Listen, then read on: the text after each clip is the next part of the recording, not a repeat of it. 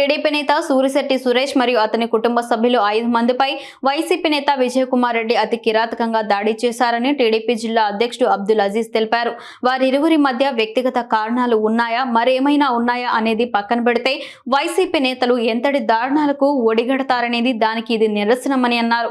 అధికార పార్టీలో ఉంటే ఎటువంటి పాపాలైనా చేస్తారా? వారు చేసే పాపాలను పార్టీ నేతలు ప్రోత్సహిస్తున్నారా అని అజీజ్ ప్రశ్నించారు.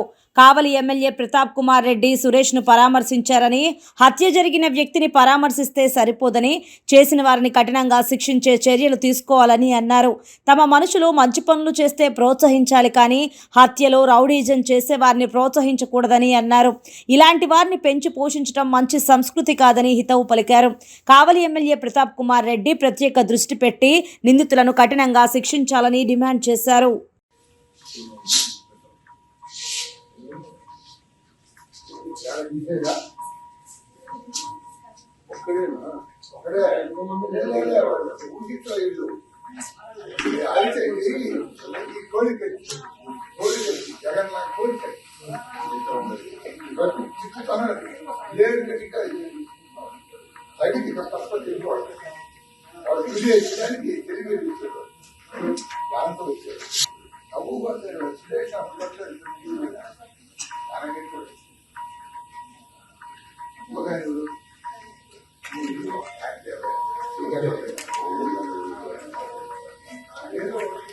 ఏం కాదు పార్టీ సీరియస్ అనిపిస్తుంది.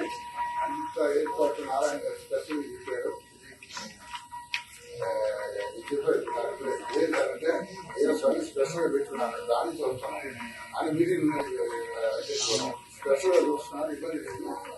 ఇప్పుడు ఎప్పుడు గురించాడు అన్నది మీరు వస్తున్నాను ఆయనకి రావాలి. పోయారు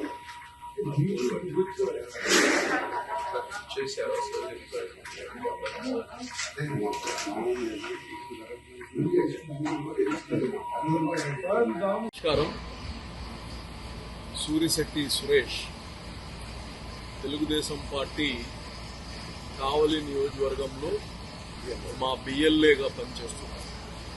తెలుగుదేశం పార్టీకి ఎప్పటి నుంచో ఒక విశ్వాసంగా పనిచేసే వ్యక్తి. ఈరోజు సురేష్ పైన మరి వాళ్ళ కుమార్తె సుష్మా, అలాగనే కుమారుడు పవన్, అలాగనే పక్కన నలుగురు, మొత్తం 5 మంది పైన అతి దారుణంగా విజయ్ కుమార్ రెడ్డి, ఎవరైతే వైఎస్ఆర్సీపీకి సంబంధించిన నాయకుడు, ఇక్కడ వాళ్ళకి వ్యక్తిగత కారణాలు ఉన్నాయా, ఇంకేదో ఉన్నాయా అనేది కాదు ప్రశ్న. ఈ వైఎస్ఆర్సీపీ వాళ్ళు ఎంత దారుణానికి దిగజారుతున్నారు, ఎంత దారుణాలు చేస్తున్నారు, దీనికి ఏంది ధైర్యం, దీని వెనక ఎవరు, ఏ పాపాలైనా చేసేయవచ్చా? ఒక పార్టీలో ఉంటే ఆ పార్టీ ఇటువంటి అన్ని ప్రోత్సహిస్తుందా? దారుణం అండి. పక్కనే ఎమ్మెల్యే పక్క గొంతులో ఆయన గడప గడపకి తిరుగుతున్నాడు. సంతోషం, వచ్చి చూశాడంట.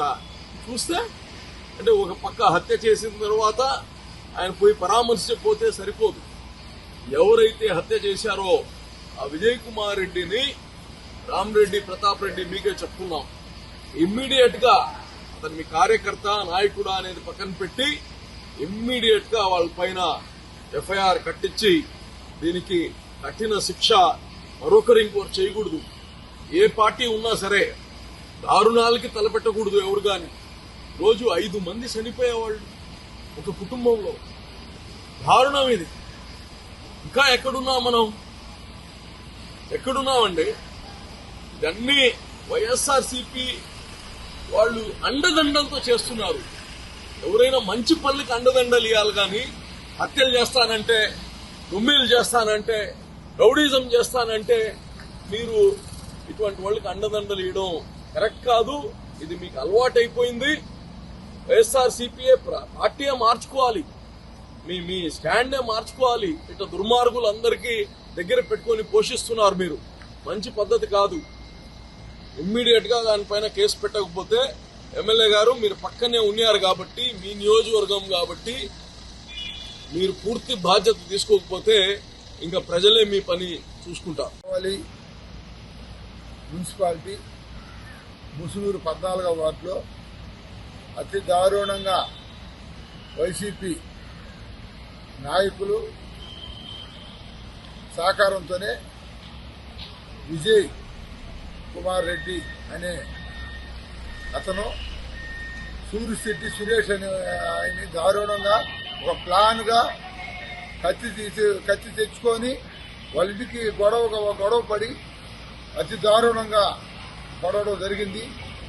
దానికి అడ్డుపోయిన దానికి అదేవిధంగా సుధాకర్, శ్రీనివాసులు, పవన్ వాళ్ళ కూతురు సుష్మితాని కూడా పడవడం జరిగింది. ఇది చాలా దారుణం. ఈ వైసీపీ ప్రభుత్వం వచ్చిన తర్వాత ఎవరికి భయం అనేది లేదు. పడవడం అంటే సర్వసాధారణం అయిపోయింది. ఇది కేవలం సూరిశెట్టి సురేష్ యాక్టివ్ గా ఒక బిఎల్ఏగా పార్టీలో పనిచేస్తున్నాడు. ఆయన మీద ఒక కక్షతోనే చేశారు. ఇది వీళ్ళిద్దరిది కూడా ఒడిసిన విజయ్ కుమార్ రెడ్డి కానీ సూరిశెట్టి సురేష్ ఇద్దరిది కూడా మనంగా తిని ఈ గ్రామంలో గత 40 సంవత్సరాల కింద కూడా జీవితం జరిగింది. వాళ్ళు ఎవరైతే యాక్టివ్గా ఉంటారో వాళ్ళని ఈ విధంగా వాళ్ళు పొడిసే అలవాటు ఉంది. ఆ రోజు కాంగ్రెస్ ప్రభుత్వంలో, ఈ రోజు వైసీపీ ప్రభుత్వంలో ఏం కొత్త కాదు. ఎవరైతే యాక్టివ్గా ఉన్నారో వాళ్ళని ఒక చంపేయడం, ఒక భయ ఆందోళనకి గ్రామం అంతా ఒక భయం వాతావరణానికి వచ్చేశారు. వాళ్ళ వ్యవహారం అది మళ్ళీ రిపీట్ చేశారు. దీన్ని ఖచ్చితంగా పోలీసు వారు దీని మీద చర్య తీసుకొని ఎవరైతే ఆడవాళ్ళు మగవాళ్ళు వచ్చారో వాళ్ళ పేరు ఖచ్చితంగా పెట్టాలి. పెట్టేంత వరకు నేను శవాన్ని కూడా తీయమని చెప్పడం జరిగింది. ఎప్పుడైతే ఎఫ్ఐఆర్ కాపీ చూస్తేనే కార్యక్రమం చేస్తామని కూడా తెలియపరిచాము. అంతవరకు మేము ఏ కార్యక్రమం బాక్సులో పెట్టమని చెప్పడం జరిగింది. ఖచ్చితంగా మీరు ఎఫ్ఐఆర్ కాపీ చూస్తేనే చేస్తాం. మళ్ళీ కూడా పోలీసు వారికి హెచ్చరిస్తాను. మీరు ఖచ్చితంగా ముందు ఎఫ్ఐఆర్ కాపీ వాళ్ళు ఇచ్చిన పేర్లు కట్టి వాళ్ళకి ఎఫ్ఐఆర్ కాపీ చూపిస్తేనే మిగతా కార్యక్రమం